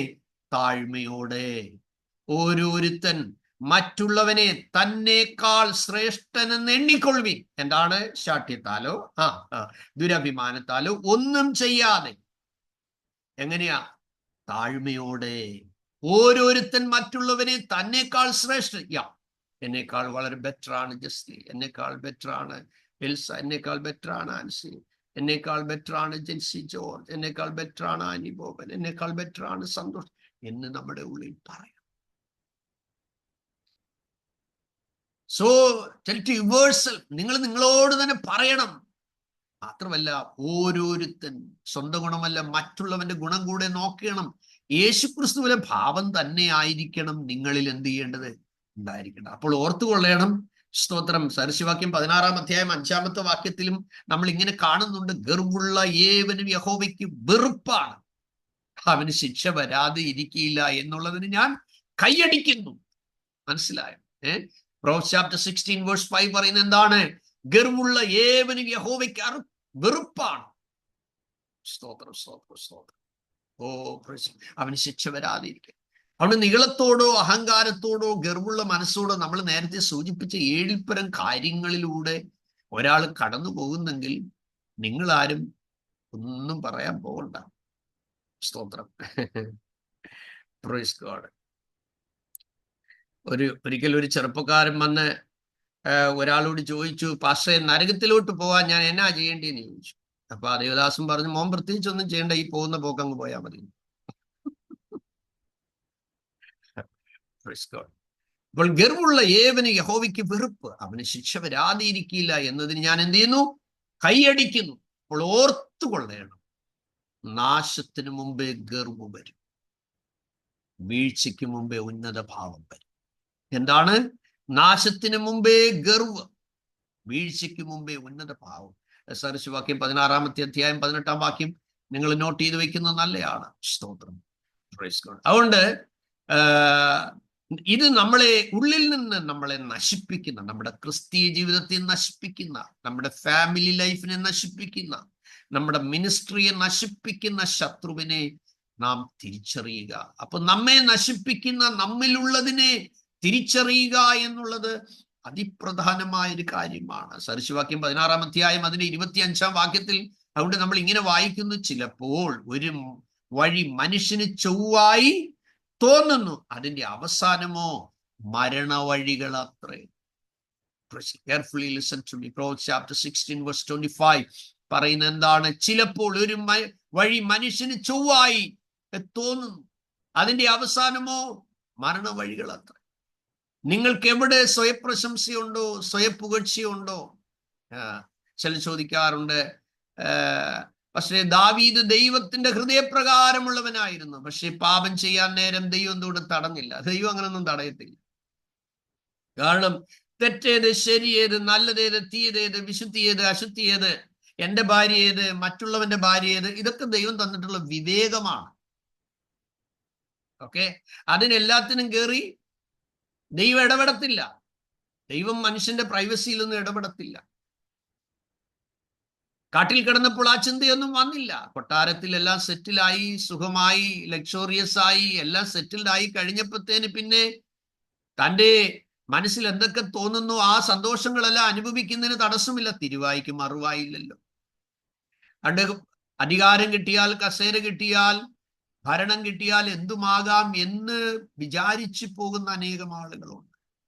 പക്ഷേ ദാവീദ് അല്പനേരത്തേക്കുള്ള സന്തോഷത്തിന് വേണ്ടി അന്യജടം മോഹിച്ച് പോയെങ്കിലും 51 സങ്കീർത്തനത്തിൽ പറയുന്നത് തന്റെ അസ്ഥി ഒടിഞ്ഞു പോയെന്ന്. ആരും തല്ലി ഒടിച്ചാണോ? അല്ല. പറയുന്നു, നീ ഒടിച്ച അസ്ഥികൾ ഉല്ലസിക്കട്ടെ.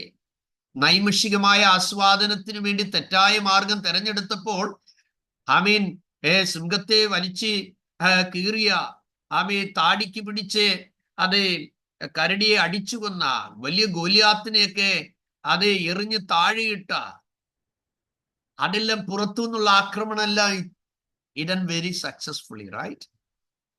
പക്ഷെ ഉള്ളിൽ കയറിയ മോഹം, ഉള്ളിൽ കയറിയ ആ തെറ്റായ കാഴ്ചപ്പാടിനെ ജയിപ്പാനായി കഴിയാഞ്ഞത് കൊണ്ട് സ്തോത്രം എന്തെല്ലാം അപകടമായി. മാത്രമല്ല, താൻ ഒരു തെറ്റ് ചെയ്തു.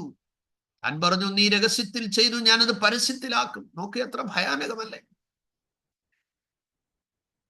താനെ കൈവശപ്പെടുത്തിയ ശേബയിൽ നിന്നുണ്ടായ ശലോമോൻ പിന്നെ അവനെ പെണ്ണുമോഹത്തിന്റെ ഒരു സ്പിരിറ്റ് തന്നെ കയറിയിട്ട് 1000 കല്യാണത്തിലേക്ക് പോയി, അല്ലേ? 700 കല്യാണം, 300 വെപ്പാട്ടിലും ഗിന്നസിൽ കയറിയിട്ടുണ്ട്. സൗരങ്ങളെ, ചിലപ്പോൾ ഒരു വഴി മനുഷ്യന് ചൊവ്വായി തോന്നും. ഏറ്റവും വലിയ ആലയമൊക്കെ വെച്ച പുള്ളിയാ, പക്ഷേ വിശ്വാസവീരന്മാരുടെ പട്ടികയിലുണ്ടോ? ഇല്ല.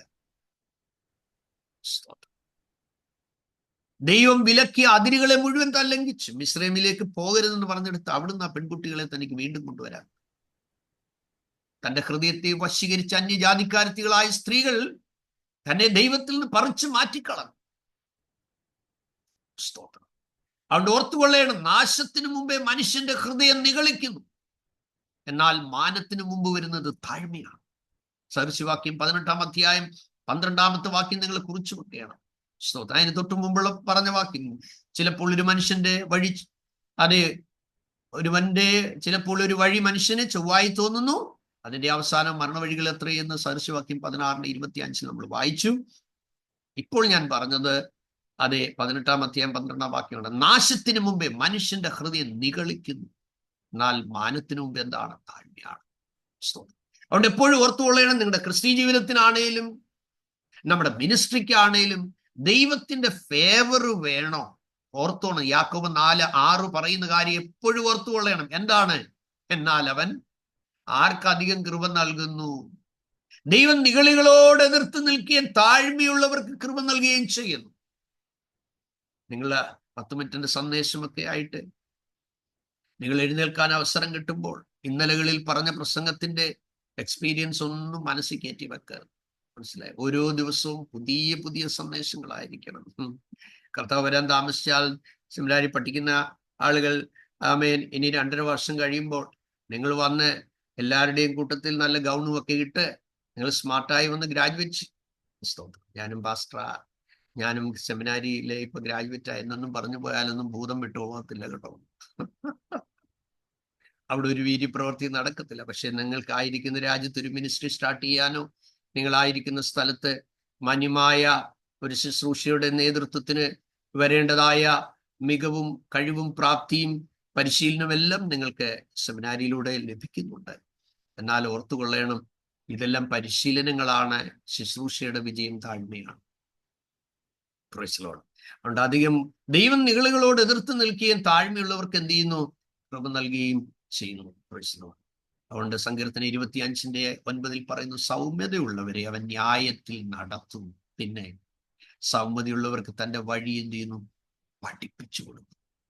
അപ്പൊ നമ്മൾ കുറെ കാര്യങ്ങൾ പഠിച്ചു മിടുക്കനായി അങ്ങ് പോവുക, അങ്ങനെയല്ല സഹോദരങ്ങൾ. എല്ലാ ദിവസവും നമുക്ക് പാഠങ്ങളുണ്ട്. എല്ലാ ദിവസവും ദൈവത്തിൽ നമുക്ക് പരിശീലനങ്ങളുണ്ട്. സ്തോത്രം, സ്തോത്രം.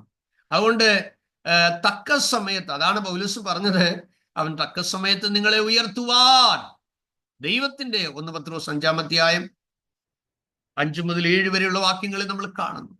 ദൈവത്തിന് സ്തോത്രം. എല്ലാവരും തമ്മിൽ കീഴടങ്ങി താഴ്മ ധരിച്ചു കൊള്ളുക.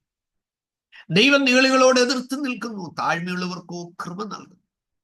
അതുകൊണ്ട് അവൻ തക്ക സമയത്ത് നിങ്ങളെ ഉയർത്തുവാൻ ദൈവത്തിന്റെ ബലമുള്ള കൈക്കീഴിൽ താണിരിക്കും.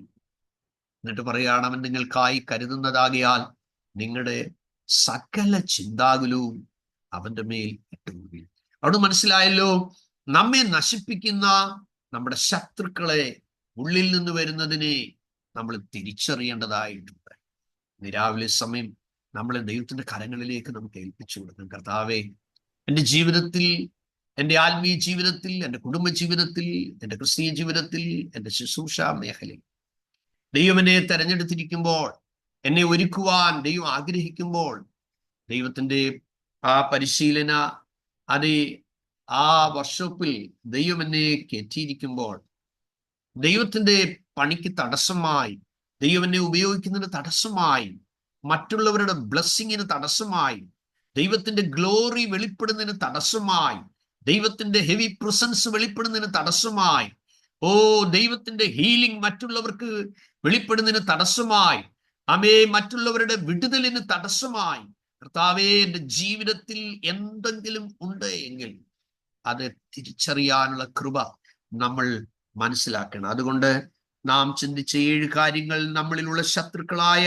നിഗളം, അഹങ്കാരം, സ്വയപ്രശംസ, ഉന്നതഭാവം, ദുരഭിമാനം, ദ്രവ്യാഗ്രഹം, സ്ഥാനമോഹം, മറ്റുമത്രേ.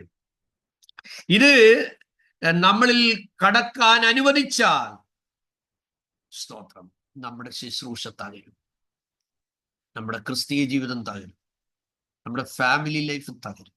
സ്തോത്രം. നിങ്ങളുടെ കുഞ്ഞുങ്ങൾക്ക് നിങ്ങളിൽ നിന്ന് മാതൃകയാക്കാൻ ഒന്നും ഇല്ലാതെ, എന്താണോ നിങ്ങൾ വീട്ടിൽ നിങ്ങൾ ഒച്ച വെച്ച് സംസാരിച്ചാൽ നിങ്ങളുടെ കുഞ്ഞുങ്ങൾ ഒച്ച വെച്ച് ശീലിക്കും. നിങ്ങൾ അഗ്രസീവായി ജീവിതം മുന്നോട്ട് കൊണ്ടുപോയാൽ അവരും അതുപോലെയാവും. സ്തോത്രം. നിങ്ങൾ സൈലന്റ് ആയിരുന്നാൽ അവർ വയലന്റ് ആകത്തില്ല. അപ്പൊ ഇത് നമ്മൾ ശീലിച്ചേ മതിയായി. സ്തോത്രം. നിന്നെയും കൊല്ലും ഞാനും ചാകും എന്നുള്ള പിടിവാശിയല്ല ക്രിസ്തീയ ജീവിതത്തിലും ക്രിസ്തീയ ശുശ്രൂഷയ്ക്കും. സ്തോത്രം. അതുകൊണ്ട് നമ്മളെ നശിപ്പിക്കാൻ സാധ്യതയുള്ളതിനെ തിരിച്ചറിഞ്ഞ് മിനിസ്ട്രിയിൽ മുന്നേറുവാൻ, ഇതെല്ലാം നമ്മൾ മിഷൻ ഫീൽഡിൽ പോകുന്നതിന് മുമ്പ്, നമ്മൾ ശുശ്രൂഷ തുടങ്ങിയില്ല, അതിനു മുമ്പുള്ള ഒരുക്കങ്ങളാണ്. Praise God. ഇനിയും പഠിക്കാനുണ്ടോ? ഉണ്ട്. സ്തോത്രം. എന്നിൽ മാറ്റങ്ങൾ വല്ലതും ഉണ്ടോ എന്ന് നിങ്ങൾ പരിശോധിക്കണം. നമ്മൾ പഠിക്കുമ്പോൾ കർത്താവേ, എന്നിൽ മാറ്റങ്ങളുണ്ട്. ചെറിയ കാര്യമാണ് ദൈവം ബരൽ ചൂണ്ടുന്നതെങ്കിൽ ബിബ്ലിക്കലി നമ്മൾ കറക്റ്റ് ചെയ്യാൻ.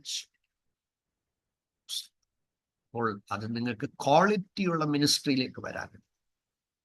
ഇനി നിങ്ങളുടെ ശുശ്രൂഷ മരിച്ചവർ ഉയർത്താലും ദൈവത്തിന് വലിയ വിഷയമൊന്നുമല്ല. ദൈവത്തിന്റെ വിഷയം നിങ്ങൾ മരിക്കാതെ മേളിലെത്തണമെന്നുള്ളൂ. സ്തോത്രം. നിങ്ങളുടെ പേര് ജീവന്റെ പുസ്തകത്തിൽ നിന്ന് പോകരുത്. അതാ ദൈവം ആഗ്രഹിക്കും. ഇവിടെ എന്തെങ്കിലും കാട്ടിക്കൂട്ടുക, നോ, അതെല്ലാം അതിന്റെ ക്രമത്തിൽ നടക്കും. പക്ഷെ നിത്യതയാണ് ഏറ്റവും വലുത്. കണ്ണുകളെ അടയ്ക്കാം. ദൈവസന്നിധി നമ്മെ ഉടാബാധകസ് നനഞ്ഞ കണ്ണുകളോട് ഒരിക്കൽ കൂടെ നമ്മളെ പ്രതിഷ്ഠിക്കാൻ, ഒരിക്കൽ കൂടെ നമ്മളെ ദൈവസന്നിധി ഏൽപ്പിച്ചു കൊടുക്കാൻ, ഒരിക്കൽ കൂടെ വിനയത്തോടെ ദൈവസന്നിധിയിലേക്ക് നമ്മളെ ഏൽപ്പിച്ചു കൊടുക്കാൻ, നമ്മളെ സമ്പൂർണമായി തമ്പുരാന്റെ കരങ്ങളിൽ കൊടുക്കാം. കർത്താവേ, അങ്ങയുടെ വേല ചെയ്യാൻ ജോലിയോടൊപ്പം എന്നെ വിളിച്ചിരിക്കുമ്പോൾ, സ്തോത്രം, മാതൃകയാക്കേണ്ടത്, തിരിച്ചറിയേണ്ടത്, എന്നിൽ നിന്ന് പരിപൂർണമായി എടുത്തു കളയേണ്ടത്, എന്നിൽ ജീവൻ പ്രാപിക്കേണ്ടത്, അതനുഭവിപ്പാനുള്ള കൃപയ്ക്ക് വേണ്ടി ദൈവത്തിനെ ഏൽപ്പിക്കുമ്പോൾ ജിബിയും ലവ്ലി സിസ്റ്ററും പ്രാർത്ഥിച്ചാണ്. Thank you, Holy Spirit. Okay, lovely sister. സ്തോത്രം കർത്താവേ. ഹല്ലേലൂയ. ഒരു പ്രാവശ്യം കൂടെ കർത്താവിന്റെ മക്കളുടെ സ്തോത്രം കർത്താവേ. വസ്ത്രങ്ങളെ കേൾക്കാം. ആവശ്യക്കൂടെ കടന്ന് ഒരുപാട്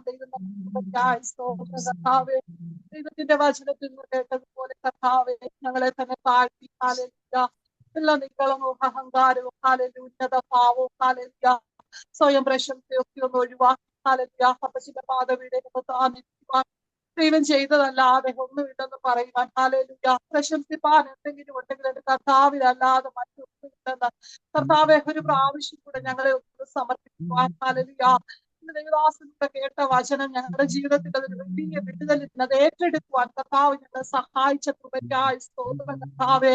ഇന്ന് ഹാലലിയ പകർത്താല് ഹാലലിയ ദൈവത്തിന്റെ സാന്നിധ്യം ഞങ്ങളുടെ മേൽ ഇറങ്ങിയ കൃപയ്ക്കായി സ്തോത്രം കർത്താവേ. ഞങ്ങളുടെ ദൈവദാസനെ യേശുവിന്റെ കരങ്ങളിൽ തരുന്നു കർത്താവേ. ഹാലലുയ ദാസനെ കർത്താവേ ശരീരമായി ഇത്രത്തോളം ആരോഗ്യത്തോടെ സൗഖ്യത്തോടെ കർത്താവിന്റെ വചനം പറയുവാൻ ദൈവം ശക്തീകരിച്ച സ്തോത്രം കർത്താവേ. വീണ്ടും ശക്തിയോടെ എന്റെ ദൈവം എടുത്ത് ഉപയോഗിക്കുമാറാകണമേ എന്ന് പ്രാർത്ഥിക്കുന്നു കർത്താവേ. കുടുംബമായി ദൈവം മാനിക്കണമേ കർത്താവേ. ഹാലലുയ വേണ്ടി പ്രാർത്ഥിക്കുന്നു കർത്താവേ. ഹാലലുയ പൈതൽ എക്സാം എഴുതിയല്ലോ കർത്താവേ. എന്നാൽ 2 ആഴ്ച കഴിഞ്ഞ് റിസൾട്ട് വരുമ്പോ കർത്താവേ ഒരു ഒരു വിടുതലിന്റെ സാക്ഷ്യം കേൾക്കുവാൻ എന്റെ സ്വർഗം ഇടവരുത്തണമേ കർത്താവേ. ഹാലലുയ ദൈവവചനത്തിൽ പ്രകാരം നിന്റെ പ്രവർത്തികളെ ഹോവയ്ക്ക് സമർപ്പിക്കാം, എന്നാൽ നിന്റെ ഉദ്ദേശങ്ങൾ സാധിക്കും. ഹാലലുയ ആ വചനം കർത്താവേ. ഹാലേലു ദിവസങ്ങളിൽ ഞങ്ങൾ ഉരുവിട്ട് പ്രാർത്ഥിക്കുന്നു കർത്താവേ. പൈതന്റെ പ്രവൃത്തിയെ ഞങ്ങൾ ദൈവസ്ഥലങ്ങളെ സമർപ്പിക്കുന്നു കർത്താവേ. അതിന്മേലൊരു വിടുതൽ കർത്താവ് അയക്കുമാറാകണമേ എന്ന് പ്രാർത്ഥിക്കുന്നു കർത്താവേ. ഹാലേലുയ ഹാലേലുയ ഹാലേലുയ വേണ്ടി പ്രാർത്ഥിക്കുന്നു കർത്താവേ. ദൈവം പൂർണ്ണ സൗഖ്യത്തോടെ നടത്തണമേ കർത്താവേ. ഹാലേലുയ ദാസനോട് ചേർന്ന് വന്ന് ദൈവരാജ്യത്തിന് വേണ്ടി മുന്നേറുവാൻ പ്രിയ പൈതന്റെ എടുത്ത് ഉപയോഗിക്കണമേ കർത്താവേ. ഹാലേലുയ കടന്നു വന്ന ഹാലേലു ഞങ്ങൾ ഓരോരുത്തരെയും വിശുദ്ധ കാര്യങ്ങളിൽ ഞങ്ങൾ ഏൽപ്പിക്കുന്നു. ഞങ്ങളുടെ പ്രേട്ടവറിന് വേണ്ടി പ്രാർത്ഥിക്കുന്നു കർത്താവേ. അതിന്റെ ഹാലല് ബാലൻസ് കാര്യങ്ങളും കൂടെ കർത്താവ് ചെയ്തെടുക്കണമേ കർത്താവേ. ഈ 20-ാം തീയതി കർത്താവേ ഹാലല് അതിന്റെ ഫസ്റ്റ് ഗഡ് കൊടുക്കത്തക്കവണ്ണം കർത്താവ് ദാസന്റെ കരത്തെ ഹാലലിയോട് അനുഗ്രഹിക്കണമേ കർത്താവേ. സ്വർഗത്തിൽ അപ്പച്ചന്റെ ഭണ്ഡാരത്തിൽ ഒന്നിനും കുറവില്ലെന്ന കർത്താവേ. ദൈവം അതിനു വേണ്ടി വഴികളും വാതിലുകളും ദൈവം തുറക്കണമേ കർത്താവേ. അപ്പച്ചന്റെ മഹത്വം കാണുവാൻ കേൾക്കുവാൻ ഞങ്ങളെ ഇടവരുത്തണമേ കർത്താവേ. ദൈവം കൊടുത്ത വാക്തത്വമാ കർത്താവേ. ഹാലലിയ ദൈവം നടത്തുന്ന സർവശക്തനാണല്ലോ കർത്താവേ. ദൈവമേ കടന്നു വന്നിരിക്കുന്ന ഓരോ വ്യക്തി ശുദ്ധങ്ങളെ ഞങ്ങൾ അപ്പച്ചന്റെ കാര്യങ്ങളിൽ ഞങ്ങൾ ഏൽപ്പിക്കുന്ന കർത്താവേ. ഞങ്ങളുടെ ഇടരോഗികളായി പാരപ്പെട്ടവർക്ക് ഹാലലി കർത്താവ് വിടുതൽ അയക്കണമേ കർത്താവ്. പലവിധമായ വിഷയങ്ങളുടെ ഞരങ്ങുന്നവർക്ക് ദൈവം ആശ്വാസം കൽപ്പിക്കണമേ കർത്താവേ. ദൈവത്തിന്റെ ഒരു മഹത്വം ഞങ്ങളിലൂടെ വെളിപ്പെടുവാൻ ഇടവരുത്തണമേ. ഇത്രത്തോളം സമയമായിരിക്കാൻ ദൈവത്തിന്റെ കൃപയ്ക്കായി സ്തോത്രം കർത്താവേ. പ്രാർത്ഥനയാചന കേട്ട കൃപയ്ക്കായി സ്തോത്രം, മറുപടി അയച്ചതിനായി സ്തോത്രം. യേശുക്രിസ്തു നാമത്തിൽ തന്നെ. Amen. Amen. Amen. Praise God. And see Abraham പ്രാർത്ഥിച്ചാട്ട്.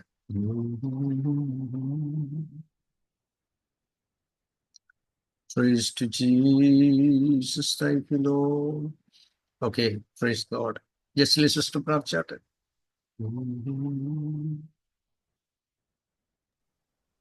കർത്താവേ നല്ല ദൈവമേ സ്തുതിക്കുന്നപ്പ സ്തോത്രം ചെയ്യുന്നു. ഹല്ലേലൂയ. ഈ സമയത്ത് കർത്താവേ നിന്റെ സന്നിധിയിലായിരിക്കാൻ കർത്താവേ ഞങ്ങൾ ഓരോരുത്തർക്കും അവിടെ സഹായിച്ചല്ലോ. ഹല്ലേലൂയ. നല്ലൊരു സൺഡേ ഞങ്ങൾക്ക് തന്നതിനായി സ്തോത്രം ചെയ്യുന്ന കർത്താവേ. കൃപമേൽ കർത്താവ് അനുഭവിച്ച് ജീവിപ്പാൻ കർത്താവേ ദിവസം അവിടെ സഹായിച്ചല്ലോ. ബൈബിൾ സെമിനാരിയുടെ പ്രാർത്ഥനയായിട്ട് ഞങ്ങൾ ഒരുമിച്ച് കൂടിയിരിക്കുന്ന കർത്താവേ. ഹല്ലേലൂയ. കർത്താവെ പഠിക്കുന്ന ഓരോ കുഞ്ഞുങ്ങളെ അവിടുന്ന് അനുഗ്രഹിച്ചാട്ട് കർത്താവെ. സെമിനാരിയുടെ പൈസയുടെ ആവശ്യത്തിന് മേൽ കർത്താവെ വീണ്ടും പ്രാർത്ഥിക്കുന്ന കർത്താവെ. തക്ക സമയത്ത് കർത്താവെ ഹാലേലൂയ നിറവേറപ്പെടുവാൻ അവിടെ സഹായിക്കണം കർത്താവെ. എൻ്റെ കൈ കുറുതായി പോയിട്ടില്ലല്ലോ കർത്താവെ. സഹായിപ്പാൻ കഴിയാതെ കർത്താവെ നീ അനുവദിക്കുന്നില്ലല്ലോ കർത്താവെ. ഞങ്ങൾ ആശ്രയിക്കുന്ന പാറ ഹാലേലൂയ കർത്താവെ അവിടെ സഹായിക്കണമെന്ന് പ്രാർത്ഥിക്കുന്നു. ഓരോരുത്തരെയും പേരുപേരായ നിന്റെ സന്നിധാനത്തിൽ ഏൽപ്പിക്കുന്ന കർത്താവെ. ഞങ്ങളുടെ ചെറുതും വലുതുമായ സകല ആവശ്യങ്ങൾ മേലും കർത്താവെ നിന്റെ കൃപ കൂടിയിരിക്കുമാറാകണമേ എന്ന് പ്രാർത്ഥിക്കുന്നു. അതിനും പഠിക്കാനുള്ള ബുദ്ധി കർത്താവെ ഞങ്ങൾക്ക് തരുമാറാകണമേ എന്ന് പ്രാർത്ഥിക്കുന്നു. ഹല്ലേലൂയ. സ്തോത്രം ചെയ്യുന്ന കർത്താവെ സ്തുതിക്കുന്നപ്പ. ഹല്ലേലൂയ. ഹല്ലേലൂയ. അവിടെ സഹായിച്ചാട്ട് കർത്താവെ ദിവസത്തെ അവിടെ അനുഗ്രഹിച്ചാട്ട് കൂടി വന്ന ഓരോരുത്തരെയും നിന്റെ സന്നിധിയിൽ താഴ്ത്തി ഏൽപ്പിക്കുന്നു. കർത്താവെ നീ അവിടെ ഉത്തരമരുമാറാകണമേ എന്ന് പ്രാർത്ഥിക്കുന്നു.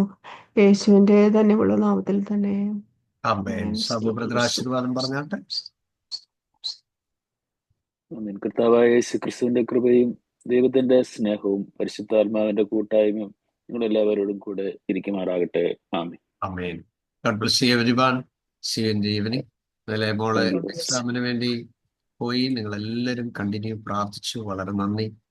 എക്സാം ഹോളിലേക്ക് പോകുന്നതിന് മുമ്പ് ഞാൻ പറഞ്ഞു മോളെ അപ്പായുടെ മുഖത്തെയും കഴിഞ്ഞ 40 വർഷം ആദരിച്ച ദൈവം മോളുടെ മുഖത്തെയും ആദരിക്കട്ടെ എന്ന് പറഞ്ഞാണ് ഞാൻ വിട്ടത്. സ്തോത്രം. ഫസ്റ്റ് സെഷൻ വളരെ ടഫായിരുന്നു. അത് പറഞ്ഞത് ഓവറോൾ വായിച്ചു നോക്കിയപ്പോൾ ഒരു 95% അറിയാത്തത്. പക്ഷേ ഓരോ ക്വസ്റ്റ്യനും കരഞ്ഞ് പ്രാർത്ഥിച്ച് ദൈവത്തിന്റെ കയ്യിൽ കൊടുത്താണ് ഓരോന്ന് ചെയ്ത് സ്തോത്രം കൂടി ഇരിക്കുമ്പം അവൾ പറഞ്ഞത് അവിടെ ഉള്ളിൽ എന്തോ ഒരു പ്രേരണ കിട്ടി, നീ ധൈര്യമായിരിക്ക എന്ന് ഒരു പ്രേരണ ദൈവം കൊടുത്തെന്ന് പറഞ്ഞു. അത് നിങ്ങളുടെ എല്ലാവരുടെയും പ്രാർത്ഥന മാത്രമാണ്. സ്തോത്രം.